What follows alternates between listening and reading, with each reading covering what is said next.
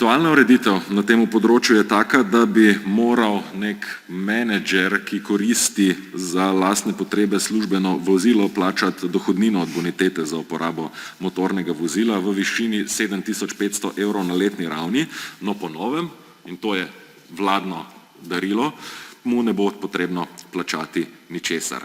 Se pravi, menedžer bo poleg novega električnega službenega vozila dobil še dodatnih 7.500 evrov. Koliko takih ukrepov se lahko nadeja običajna delavka na minimalni plači?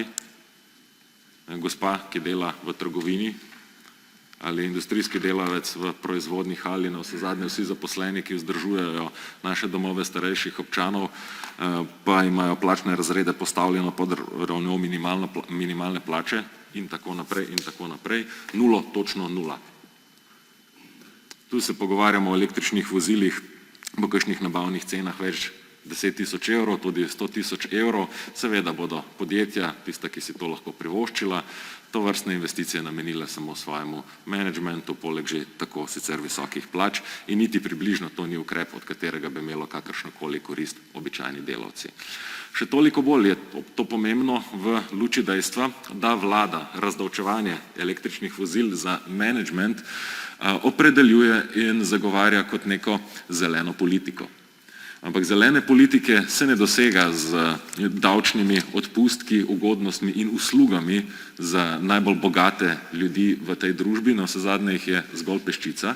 Dosega se jih z široko družbeno tranzicijo v vzdržno okoljsko organiziranje. In na področju prometa to ni povzeto v električnem avtomobilu, ampak v javnem prometu. Tistemu javnemu prometu, ki je že desetletja v tej državi podhranjen, poglejmo samo porazno stanje naših železnic. Temu javnemu prometu, ki je odvisen od državnega proračuna in od prihodkov, ki se vanj vplačujejo z davki.